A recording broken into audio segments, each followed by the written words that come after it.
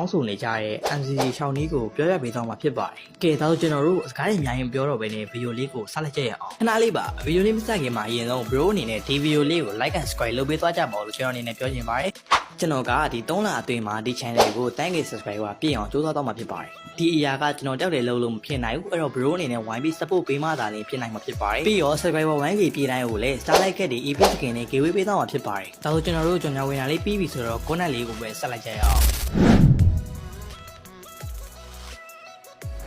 MCC ရှောက်တော့မယ်ဆိုရင်ပထမဆုံးလိုအပ်တာက Discord ဆိုတဲ့ application တစ်ခုပဲဖြစ်ပါတယ်။အဲ့တော့ကျွန်တော်တို့က Discord ကိုအရင်ဆုံးသွားတောင်းမယ်။ Play Store ထဲကိုသွားလိုက် Play Store မရှိတဲ့လူတွေက debit app နဲ့တောင်းလို့ရတယ်ကွာ။ search bar မှာ DISCOR လေးတို့လည်းရှာလိုက်။အဲ့မှာ Discord ဆိုပြီးတော့တွေ့လိုက်မယ်ကွာ။ဒေါင်းလောက်ဆွဲတဲ့လူက900 million ကျော်တယ်ကွာ။အဲ့တော့အဲ့လာလေးကိုကျွန်တော်တို့က install နေမိရမှာကျွန်တော်က install လုပ်ပြီးသားဆို open နှိပ်ပေးလိုက်ပါတယ်။ install တင်ပြီးသွားရင်ဒီလိုမျိုးနေရာရောက်သွားလိုက်မယ်။အဲ့ဒီမှာကျွန်တော်တို့က login ဆိုတော့မနှိပ်ပါနဲ့ register ဆိုတာလေးကိုနှိပ်လိုက်ပါ။နှိပ်ပြီးတော့ဆိုရင်ဒီလိုမျိုးစာမျက်နှာရောက်သွားမယ်။ကျွန်တော်တို့က Discord ကိုအရင်ဆုံးဖွင့်ရမှာကျွန်တော်ကတော့ဒီဗီဒီယိုမှာဖုန်းနံပါတ်နဲ့ပဲဖွင့်ပြမှာဖြစ်ပါတယ်။ဖုန်းနံပါတ်နဲ့ဖွင့်ရလွယ်ကူတယ်ကွာ။ဒီလား email တွေပါရင်းနဲ့ဆိုလုံးဝရှုပ်သွားမယ်။အဲ့တော့ကျွန်တော်တို့ကဖုန်းနံပါတ်နဲ့ဖွင့်မယ်။ကျွန်တော်တို့ကဒီနေရာမှာကျွန်တော်တို့ Discord ကဖွင့်မဲ့ဖုန်းနံပါတ်ကိုရိုက်ထည့်ပေးရမှာဖြစ်ပါတယ်။ဒီနေရာမှာတခုတတိပေးနေတာကဘာလဲဆိုတော့ဖုန်းနံပါတ်ကိုအလွယ်မထည့်ပါနဲ့ကျွန်တော်တို့ရေရှည်သုံးတဲ့ဖုန်းနံပါတ်ကိုထည့်ပါ။နောက်တစ်ခုရှိနေတာကဘာလဲဆိုတော့ဖုန်းနံပါတ်ထည့်တဲ့အချိန်ကျရင်39ဆိုပြီးမထည့်ပါနဲ့9ကိုပဲထည့်လိုက်ပါ39ကိုဖျက်ချလိုက်ပါ။ပြောချင်တာက39မထည့်ဘဲနဲ့9တစ်လုံးပဲထည့်ပြီးတော့အနောက်မှာကျွန်တော်တို့ရဲ့ဖုန်းနံပါတ်ကိုထည့်ရမှာဖြစ်ပါတယ်။ပြီးတော့ဟာနဲ့နှိပ်စွာလေးနှိပ်ပေးလိုက်ပါနှိပ်ပြီးတော့ရဆိုကျွန်တော်တို့ဒီလိုမျိုးအဝိုင်းလေးလေးနေမယ်အဲ့ဒါကဘာလဲဆိုတော့ကျွန်တော်တို့က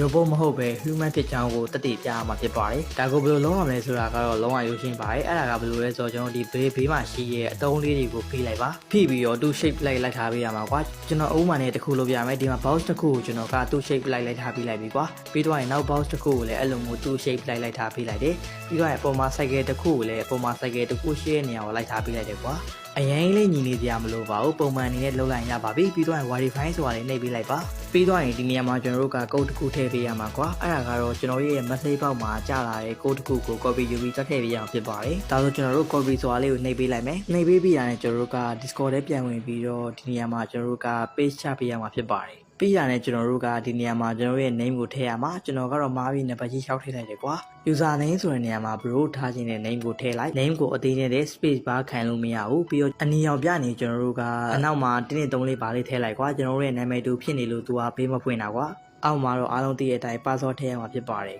ဒီနေရာမှာ bro ရဲ့ strong ဖြစ်တဲ့ password တစ်ခုထည့်ပေးလိုက်ထည့်ပေးပြီးတော့ဆိုတာနဲ့ next ဆိုတာလေးကိုနှိပ်ပေးရမှာဖြစ်ပါတယ်ပြီးတော့အားနဲ့ကျွန်တော်တို့က date ထည့်ပေးရမှာကွာဒီနေရာမှာအဆင်ပြေတဲ့ date ကိုထည့်လို့ရတယ်ဒါပေမဲ့ကျွန်တော်တို့က session နှစ်ပြည့်ရဲ့ date ကိုထည့်ရင်ပိုပြီးကောင်းပါတယ်အဲ့တော့ကျွန်တော်က2000ဆိုပြီးတော့ထည့်လိုက်ပါတယ် bro ကတော့ session နှစ်ပြည့်ပြီးသားဆိုရင်တော့ bro ရဲ့ date အမှန်ကိုထည့်လိုက်ကွာမပြည့်သေးတဲ့လူတွေကတော့ကျွန်တော်ထည့်လို့မို့လေး session နှစ်ပြည့်အောင်ထည့်